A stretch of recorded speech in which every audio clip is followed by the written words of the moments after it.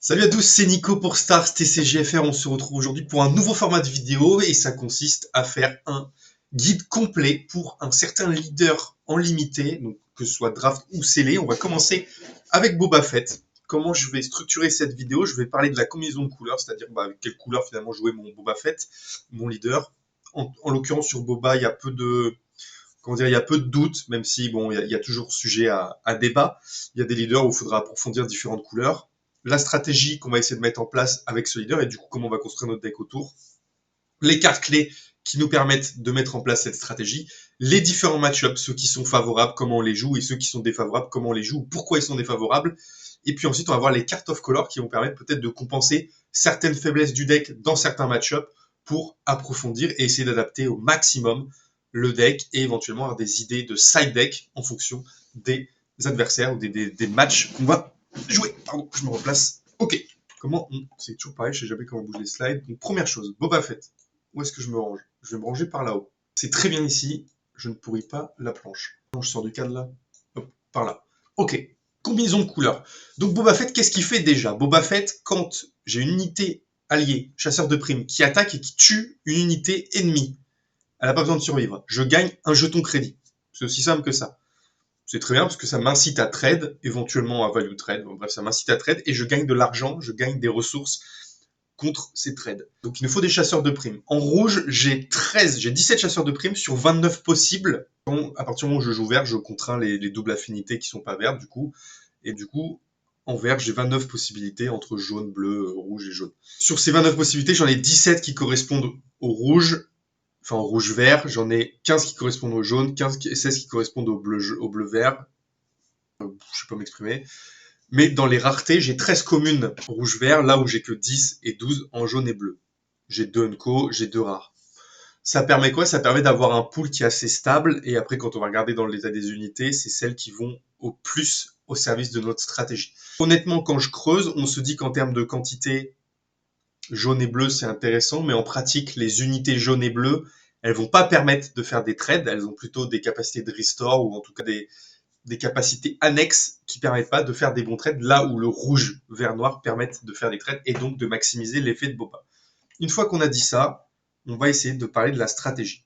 Donc, l'effet de Boba, il me génère des crédits. Donc, j'ai une incitation à trade au début, en tout cas sur les quelques premiers tours, avant le deploy de mon Boba. Déjà contrôler l'adversaire, prendre des ressources d'avance, jouer des unités de plus en plus fortes qui, du coup, traitent plus facilement, qui ont plus de stats, jusqu'à un moment où j'ai repris le board et je vais prendre le board, tabasser mon adversaire. J'ai deux stratégies une fois que je deploy mon leader. On va dire que sur les premiers tours que j'ai contrôlés, il me reste une ou deux unités. L'adversaire n'a plus rien parce que j'ai géré, j'ai mis des unités plus fortes, etc. Soit je joue Masteries of Color, qui est une carte excellente à jouer dans tous vos decks, sans même payer la base en payant le coût d'affinité. Je viens poser cette maîtrise sur moi. Mon Boba, il tape désormais à 7, 9. Il n'y a aucune carte pour gérer ça, à part Sabine Unit en limité. Donc, autant vous dire que c'est une chance sur 15 que le mec, il la joue. Donc, à partir de là, vous faites 7 par tour juste avec votre leader. Donc, en fait, en 3 tours, vous avez fini la game. Et si vous avez déjà des unités qui ont des stats, en 2 tours, vous pouvez replier la game autour de Deploy Boba. Donc, c'est extrêmement intéressant. Si jamais vous avez un adversaire qui gère les unités, vous allez jouer un gros drop 6, un 7, un gros drop 8, un gros drop 9, et puis je pense que d'ici là, il aura craqué avant, et puis si vous avez des crédits d'avance, votre petite flotte de mercenaires, pourquoi pas la sortir au tour à 6 ressources pour mettre une 10-10 et clore la game littéralement en 2 attaques. Voilà un peu pour la stratégie, c'est tout con, hein. C'est vraiment je contrôle les 3 premiers tours et j'explose la base les 2 tours d'après. Comment on fait ça? J'ai mis ici, super, vous voyez pas le titre, les cartes communes qui sont à peu près indispensables, qui sont vraiment très fortes dans ce deck Boba. J'ai mis l'agresseur d'action, puisque si vous avez l'initiative, il va systématiquement faire le trade sur l'unité ennemie, de par son raid 2, et de par le chasseur de primes qui va faire que vous allez gagner un crédit. Donc c'est super. Si vous n'avez pas l'initiative, évidemment, vous allez avoir d'autres drop 2 intéressants, des 2-3 raid 1, etc., qui feront pas forcément le trade, mais l'agresseur d'action, quand j'ai l'initiative, est exceptionnel. Si jamais l'adversaire part spatial, vous avez un truc qui tape à 4, donc autant vous dire que vous allez aller plus vite. Donc dans tous les cas, cette carte est bonne. Ensuite, j'ai deux cartes qui ont un effet similaire, c'est le duo impitoyable et le poursuivant tenace. Les poursuivants tenaces. Ils ont cette capacité de faire 2 dégâts. Vous allez me dire, bon, 2 dégâts unité terrestre. C'est pas exceptionnel, mais pourquoi c'est bien? Parce que vous allez mettre votre adversaire dans une position où il va systématiquement faire, entre guillemets, un peu la course derrière, et il va toujours vouloir achever les unités que vous avez commencées en envoyant des petites cartes dedans ou en envoyant des unités dedans sans les sacrifier, en voulant value trade. En général, il va laisser ses unités à 1 ou 2 PV, et vous allez donc pouvoir les achever avec ses when played et reprendre le board comme ça. Donc ça sert un peu à ça, et ils sont fondamentaux justement pour éviter qu'un adversaire fasse trop de value avec une unité, par exemple, avec une unité soit capable de tuer deux de tes unités, et là il reprendrait l'avantage. Si je joue poursuivant tenace ou du imputable pour achever l'unité avant qu'elle fasse un deuxième trade, c'est parfait. Je mets maîtrise parce que je pense que c'est la meilleure carte à jouer sur le flip, une des meilleures cartes en tout cas à jouer sur le flip de Boba pour finalement passer en mode agressif et plier la game en deux frappes, quoi. Et j'ai mis l'uppercut magistral qui est le removal vert, qui me paraît essentiel aussi dans la mesure où il va permettre, par exemple, de gérer n'importe quelle unité tout en renforçant une de ces unités. Donc c'est fondamental, les removals, lancez-les. La seule petite difficulté, je dirais, c'est qu'il ne va pas dans le spatial, et donc vous allez pouvoir que gérer des unités terrestres. C'est là où en général on va le plus vite en terrestre, donc c'est peut-être pas fondamentalement un problème. Après, j'ai mis des communes qui sont intéressantes d'avoir, mais qui sont pas, disons, fondamentales dans la stratégie prendre quelques crédits au début en faisant des trades et agresser derrière. Qui sont sympas. Il y a le marqueur de cible qui va me permettre d'attaquer avec un chasseur de prime avec +2. C'est plutôt bien quand j'ai pas l'initiative typiquement et que j'ai joué par exemple une 2-3 ou une 2-4 au tour 1. Et bah le marqueur de cible va me permettre d'assurer mon trade, éventuellement tuer le drop 2 du mec parce que je vais taper à 4 ou à 5 et du coup reprendre une espèce d'edge là-dessus parce que je vais avoir un petit peu plus de stats sur le marqueur de cible et en plus récupérer mon crédit. Ce qui est sympa aussi, c'est l'équipe de track de la ville basse. Ça me fait poser une 5-5, certes, mais je vais pouvoir aller chercher un chasseur de primes qui m'intéresse sur le dessus de mon deck. Et c'est sympa de piocher de toute façon en limité. Ensuite, j'ai les deux petits removals rouges avec attaquer de tous les côtés et dommage collatéral. Attaquer de tous les côtés, il est intéressant dans ce set parce que avoir 4 affinités différentes quand t'as ta base pour jouer off-color, c'est pas si compliqué. C'est faisable en tout cas. Et idéalement, c'est jouer une carte bleu, rouge, noir, faire le deploy Boba, et du coup, j'ai bien 4 affinités, et je vais pouvoir faire les 5 dégâts. C'est quand il y a une menace, par exemple, une sentinelle, hein, par exemple, le mec qui te joue une 5-5 sentinelle, bah t'es content de la clear pour 3, pour laisser le passage à tes unités. Il y a le dommage collatéral aussi, si vous avez un adversaire qui swarm un peu et que c'est un peu pénible, faire les 2 dégâts, ça peut toujours servir, notamment parce que s'il va spatial, c'est pas mal aussi d'avoir cette gestion-là. C'est des possibilités, c'est pas fondamental, mais c'est un petit coup de pouce parce que quand vous faites ça, vous n'êtes pas en train de jouer des chasseurs de primes, vous n'êtes pas en train de reprendre le contrôle du terrain. Ensuite, il y a tout un pool de Unco que je trouve extrêmement intéressante et je vais commencer évidemment par Dengar qui pour moi, si j'ai pas Dengar dans Boba, la différence, elle est énorme. Pourquoi? Dengar, quand je vais le poser, il va avoir un effet passif qui va marcher une fois par tour. Quand j'élimine l'unité ennemie qui coûte le plus cher, je gagne un jeton crédit. Je vous laisse comprendre ce que ça veut dire. Si je joue mon Dengar et que je fais un trade le tour de Dengar ou le tour d'après Dengar sur l'unité ennemie qui coûte le plus cher, je vais générer un crédit avec l'effet Boba, un crédit avec l'effet Dengar. Je vais gagner 2 ressources, ça veut dire qu'au tour où je suis censé être à 4 ressources, je peux déjà jouer un drop 6. Donc en termes de value, on est énorme. Pour peu que Dengar y survive, il force peut-être l'adversaire à se suicider, à le gérer, ça lui coûte de la ressource, ça lui coûte des choses. Donc c'est exceptionnel. Dengar, si vous l'avez en une fois et que vous avez un peu de bol, vous l'avez en 2 fois, c'est juste monstrueux autour d'eux. Ensuite, j'ai le chasseur alloué que je trouve, il fait la diff. Pourquoi? Parce que c'est une 4-4 pour 3, donc il va prendre facilement 2 trades où il va mettre la pression et l'action de le voler, en fait, vu que c'est toi qui génères les crédits, t'es pas emmerdé, le mec te le vole, ok, je le reprends. Ensuite, j'ai triple 0 pour les mêmes raisons, 4-4 pour 3, c'est très bien. Et pour peu que tu as des cartes rouges dans ta défausse, bah en plus il va mettre 5 bases, donc en fait il va tuer la base en 5 coups, quoi, à lui seul. Donc ça va très très vite, ça. C'est des cartes qui font extrêmement mal pour très peu de coups. Ensuite, j'ai Harwell Skin qui est sympa, 4-3 pour 3. Il peut détruire des crédits et faire un point de dégâts unité une base. Donc soit dans une optique de devenir agresseur, soit dans une optique d'éliminer l'unité à qui reste un PV, soit dans une optique de finalement deny les crédits adversaires. J'ai le petit C3PO aussi, c'est une option.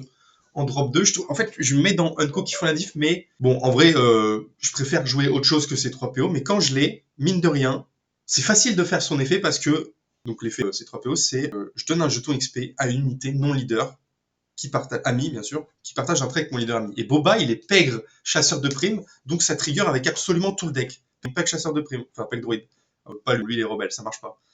Pègre chasseur de primes. Si vous regardez la slide d'avant, d'accord, je viens de me faire what the fuck. Ok, chasseur de primes, pègre chasseur de primes, pègre.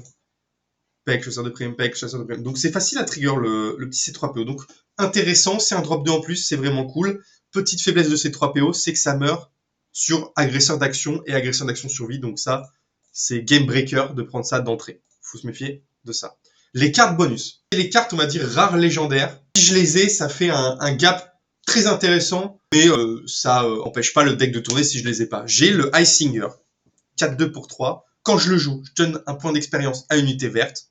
Ça tombe bien, je joue vert rouge. Quand il meurt, je donne un jeton d'expérience à unité rouge. Bon bah parfait, je joue vert rouge. Donc ça va te donner 2 jetons XP à des timings qui sont potentiellement en early game ou un peu plus tard dans la partie, mais le fait que ce soit une 4-2 pour 3, c'est correct, et le fait qu'il donne des XP, ça le rend vraiment sympa pour la gestion du board, permettre de faire des value trades, etc. J'ai vu qu'Assage Ventress existait aussi. J'avoue que j'ai vu en préparant la vidéo, j'avais jamais vu la carte. Peck, chasseur de primes, bon 3-3 pour 5, c'est pas dingue, mais elle me permet de redresser une autre unité chasseur de primes. Ah, c'est marrant, c'est pas le texte que j'avais vu. Attendez, j'avais pas vu ce texte-là. Si, bon, c'était le texte. Je redresse une autre unité chasseur de primes. Bah, le tour de Boba, je déploie mon Boba, je tape à 4, je fais Ventress, je redresse Boba, je retape à 4. Je viens de faire 8 bases. Dans ma stratégie d'agresser à partir du tour de Boba, c'est extrêmement intéressant. On a le petit maul qui est sympa, qui permet de déborder, de capturer une unité adverse si je touche la base. Sachant, enfin, c'est même pas je capture, c'est je prends le contrôle. Donc elle peut être redressée, je prends le contrôle, imaginons, d'un gros vaisseau, je viens finir la game. Bon, c'est plus un game closer qui est sympa qu'une carte fondamentale, parce qu'au tour 7 en général avec Boba. Après, si on a des crédits et qu'on joue très rapidement, c'est fort. C'est vrai. Il y a un petit bentic de tube qui traîne, 3-2 pour 2, ça fait un drop 2 en plus. Quand il attaque, il fait un dégât à unité terrestre ennemie, donc c'est sympa pour tuer un truc qui a 4. Le truc, c'est qu'il est pas chasseur de primes, donc ça empêche de trigger avec Boba. Il est plus dans une optique d'être aggro, celui-là. Et une fois éliminé, il fait un dégât base, donc c'est un dégât de plus mis sur 27, c'est quand même 3-4%. C'est pas mal du tout. On a l'amiral Moti aussi que j'ai découvert en préparant la vidéo, 4-5 pour 5. Les unités leader amis ont +2/+2. Bah écoute, je joue ça le tour de Boba, j'ai un Boba qui est 5, 8, raid 1, il fait mal. Pour peu qu'au prochain tour je le buff ou que je fais Assage Ventress, tac, je suis capable de vraiment faire beaucoup de dégâts avec mon leader, ce qui est super. Et ça permet surtout de tuer les leaders qui coûtent 6 avec Boba une fois que je joue Amiral Moti, et ça c'est pas mal. Qui coûtent 6, qui ont 6 PV, pardon. Donc ça clear pas mal de choses. Il y a des fois il va manquer un petit dégât, mais on trouvera peut-être un jeton XP. Maintenant on parle des match-ups. On a dit que Boba, il est optimal, il est optimisé pour trade les 3-4 premiers tours, disons les 3 premiers tours, et derrière, avoir la table et foutre des gros dégâts base. Donc tout ce qui est globalement aggro, on va dire Chewbacca, Han Solo, Sebulba. Par nature, quand même Han Solo aggro, je sais pas pourquoi, par nature, c'est plus fort. D'accord parce qu'on va trade leurs unités, ils vont avoir du mal à agresser, ils vont avoir du mal à faire l'effet. Le seul truc qui est un peu pénible avec Chewbacca, c'est que 5-6, c'est pas évident à tuer, mais bah, je joue des choses comme, on a dit, uppercut magistral, comme maîtrise, comme des duos impitoyables, donc qui vont permettre de ping le Chewbacca et de le sortir assez vite. Puis une fois que tu as sorti Chewbacca, t'es quand même plutôt bien. Le petit truc qui est un peu pénible avec Chewbacca, c'est que il a cette possibilité de se détruire une ressource et finir tes unités. Ce qui est pas grave, parce que t'as fait un trade, t'as récupéré une ressource, le mec il claque une ressource, un crédit, machin, pour te gérer une unité. En vrai, sur le long terme, t'es beaucoup plus fort. Donc Chewbacca, je pense que c'est pas une difficulté. Han Solo, c'est pas une difficulté pour les mêmes raisons. Il fait rien, globalement. Sebulba, il va mettre raid 1, mais tu vas trade les unités, donc ça sert à rien. Le client, il faut qu'il génère des crédits, enfin, il faut qu'il génère des choses, des tokens pour faire son effet. Globalement, il va essayer de mettre en place des stratégies. On va le trade, il va pas pouvoir se déployer. Enfin, se payer et développer sa stratégie. C'est une 4-4 shield, c'est un peu pénible, mais au moment où il deploy client, on est dans une optique d'agresser, donc on a normalement une unité de plus parce qu'on a value trade à minima. Notre Boba qui va taper à 4 comme lui. Si la masterise, il va taper à 7 notre Boba. La seule difficulté, c'est que si on se prend client avec maîtrise dessus, par exemple, peut-être qu'il va aller plus vite que nous, et là, il y a un petit risque. Et Racine Dula, vu qu'on va trade, on va empêcher de faire son effet, donc le leader ne sert à rien, c'est juste une 3-6 Restore One. Enfistness, c'est un peu pareil. Il va essayer de race, il va pas avoir d'intérêt à trade parce que s'il perd ses unités, il nous valorise nous, il va pas pouvoir faire ses effets de Enfist Nest. Bon, du coup, le match-up Boba Enfist, ça se joue sur le fait que Boba va empêcher Enfist de faire son effet, donc Enfist, ça devient juste une 3-7, qui est intéressante quand elle est déployée, donc c'est important de l'éclater quand elle sort. Et ça, c'est réglé avec Boba Mastery, je tape à 7, je tue Enfist, donc ça empêche le deploy. Ça, c'est les match-ups mid-aggro qu'on maîtrise. Maintenant, les match-ups un peu plus compliqués, c'est les match-ups plutôt contrôle, qui sont un peu plus longs que nous et qui vont, eux, nous gérer, et nous, on va pas pouvoir se feed sur eux. Donc, Velsarta, pourquoi je le mets en contre, globalement? C'est parce que même si elle me donne des crédits, elle va m'empêcher de me déployer sur le board parce que je vais pas pouvoir trade son T1, parce qu'elle va lui mettre un XP. Au moment où je peux trade, elle va pouvoir mettre l'XP. C'est elle qui va me trade mes unités. Et si je suis pas en mesure de bien gérer ses unités qui grossissent, etc., bah c'est elle qui à un moment va m'éclater. En plus, elle joue les choses contrôle bleu, qui restore, qui machin. C'est pas si évident que ça. Donc on verra après quelques cartes qui peuvent améliorer le match-up. En tout cas, je pense que le match-up est pas évident. En tout cas, il n'est pas en faveur de Boba. Ensuite, il y a Directeur Krennic. Pourquoi je l'ai mis là? Parce que lui peut s'éliminer tout seul ses unités et du coup, lui se générer des crédits. Nous, on va pas pouvoir générer de crédits parce que il a éliminé ses unités, donc il peut pas générer de crédits. Donc, il va sortir des gros trucs avant nous. Donc, ces gros trucs vont nous trade, on va pas pouvoir les trade. Et donc, ça rend le match-up un peu pénible. Tout se joue sur le deploy Boba. Est-ce que Krennic va avoir une réponse qui va bloquer Boba, notamment avec une sentinelle 5-5 par exemple, ou d'autres choses, et qui va freeze complètement jusqu'au deploy Krennic et tout ce que ça implique, c'est-à-dire la gestion du board et avoir un gros body 4-9 sur le terrain. Je mets aussi Saw Gerrera en contre, parce que Saw Gerrera, il va aussi trade nos unités, parce qu'il a intérêt à le faire avec son effet. Ces unités vont mourir, donc il n'y aura plus d'unités à tuer, et en plus, il bénéficie de son débordement, ce qui fait qu'il va avancer la base. Et on va se retrouver sur une situation où au moment où je vais vouloir passer agresseur, et donc, et honnêtement, sur ces match-ups, je suis obligé d'être agresseur dès le début, puisque de toute façon, j'ai pas de solution pour ne pas l'être. Au moment où je vais passer agresseur, je vais prendre tellement de dégâts bases que c'est lui qui va commencer à mettre la pression, et son deploy fait qu'il fait 2 attaques d'un coup, donc il a cet avantage d'action au moment où il sort. Donc, le match-up est pas évident, à voir comment ça se passe en pratique. Je manque beaucoup de données, hein, sinon c'est des propositions, et plus de la théorie que de la pratique. Ensuite, j'ai mis au Racing. Au Racing, elle va avoir ce truc pénible de moi, je vais vouloir value trade. Mes unités vont rester à 1, 2 PV. Si elles restent à 1, Aura va pouvoir les terminer et donc éliminer mes unités petit à petit tout en elle se déployant. Elle a un profil plutôt contrôle, donc elle va me jouer des 2-1 shield, des trucs un peu pénibles qui vont me faire perdre des unités tout en elle contrôlant un peu son board et la partie. Puis une fois qu'elle est déployée, c'est qu'une 3-7. En vrai, c'est qu'une 3-7, mais le kit bleu étant un peu plus late, elle va avoir tendance à... Enfin, remarque, non, c'est le vert le plus late, donc c'est un peu faux ce que je dis. Mais je dirais dans sa capacité à détruire des unités un peu gratuitement, elle peut poser problème à Boba. Mais je pense que la clé du match-up, c'est que Boba, il peut être suffisamment agressif pour compromettre au Racing, là où contre Velsarta, Krennic et So, c'est pas évident d'être assez agressif. C'est des idées comme ça. Darvador, je l'ai mis en contre aussi, dans la mesure où il va pouvoir éliminer mes unités, pas les faire survivre. Et par contre, lui, quand il sort, c'est une 6-8, donc lui, il va break ma base sans trop de problèmes. Par contre, Vador, c'est assez lent, ça sort à 7, donc je suis potentiellement capable d'orienter mon deck plus agressif pour le prendre de vitesse et pas le laisser jouer. Donc ça, c'était sur les match-ups. On va parler des cartes of color, et j'ai essayé de séparer en deux. Alors je pense qu'on voit rien, mais l'idée, c'est de se donner les idées. J'ai mis ici les cartes que je veux jouer off color, mais uniquement dans le contexte d'utilisation avec ma base. J'ai mis Bosque parce que c'est une bonne unité, chasseur de primes qui va permettre de faire des trades. J'ai mis Catlom parce qu'il permet de faire l'effet Boba dès qu'il rentre en attaquant avec une autre unité chasseur de primes, ou en tout cas permettre de faire un double trade avec une unité, etc. J'ai mis le favori du canyon pour avoir un drop en plus, un drop 2 en plus dans le cas où j'ai l'initiative. Je la trouve sympa, donc voilà, c'est une proposition. J'ai mis la navette du gouverneur parce qu'on peut se retrouver dans des situations où mon adversaire il déploie son leader à poil, tout seul, parce qu'il oublie que, il se dit, il n'y a pas Power Dark Side, mais en fait, la navette du gouverneur, elle a ce rôle-là de clear le leader tout de suite, et pour peu, je claque un Winnie et j'ai joué une 2-4.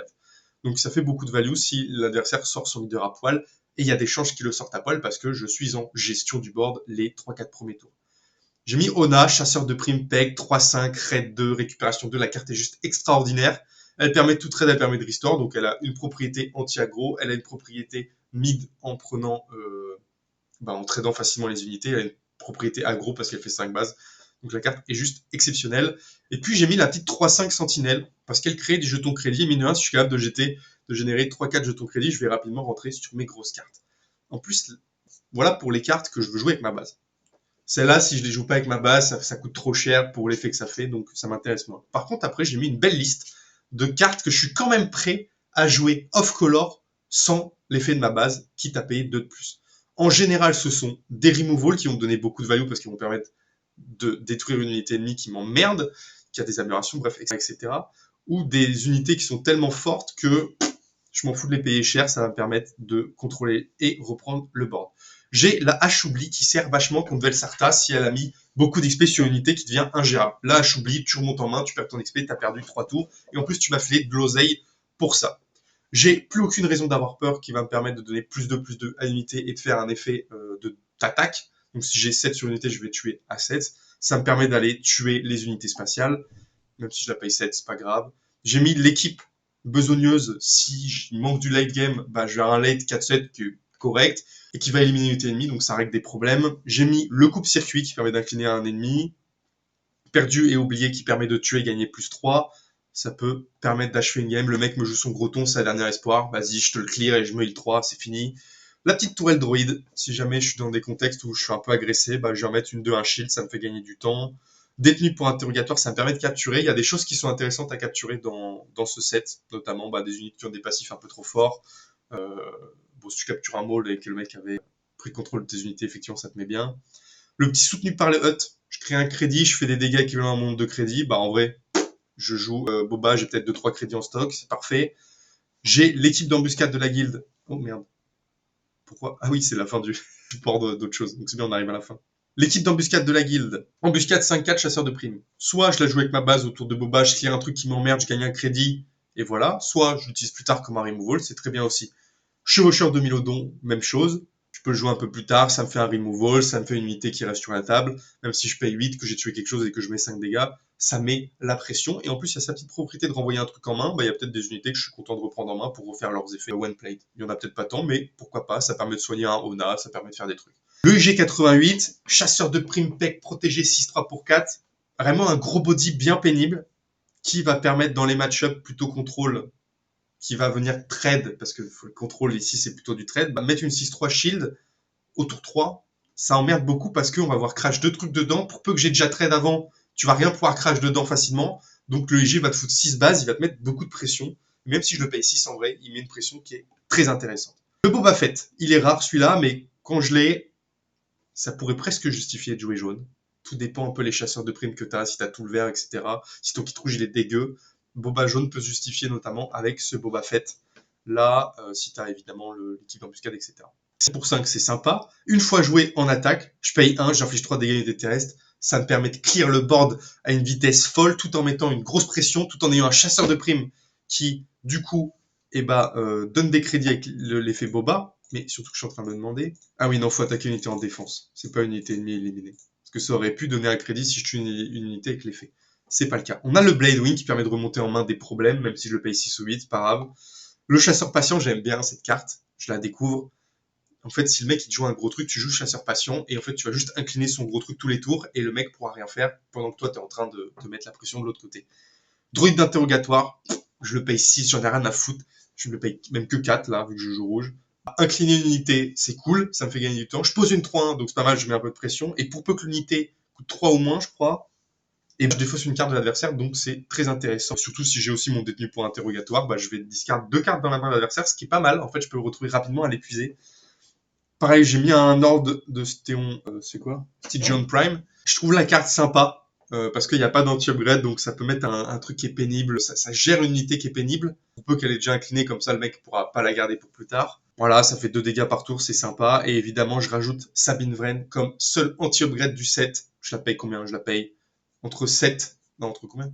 J'ai 2 off-color, donc je la paye entre 5 et 7 en fonction de si j'utilise ma base ou pas. Des fois, c'est fondamental. Enlever Mastery sur un ennemi, c'est essentiel pour revenir dans la game. Donc là, Sabine a sa place. Pour peu que j'ai la carte pour 1 qui me permet de jouer des off-color pour 1 de plus, bah en vrai, Sabine, elle fait le café, elle est fondamentale. Voilà pour cette vidéo. J'espère que ça vous a plu. C'est allé vite, en vrai, 25 minutes. Bon, j'imagine que le montage ne va pas enlever trop de temps. Petit 25 minutes de tuto, de guide, on va dire. Je vous invite en commentaire à donner des idées en plus, rebondir sur des match-ups, des cartes clés qui servent dans les match-ups, parce qu'effectivement, j'ai pas trop commenté comment se préparer à ça. L'idée, c'est de devenir plus agressif. Tu n'as pas le choix. Sur des match-up contrôle, potentiellement partir spatial contre un Sugira. Ça dépend avec la navette de la mort qui tue, là, 6-6 qui peut se donner plus 4. Voilà pour cette petite vidéo. J'espère que ça vous a plu. N'oubliez pas de lâcher un petit like, de venir en commentaire discuter de tout ça et abonnez-vous. À très bientôt.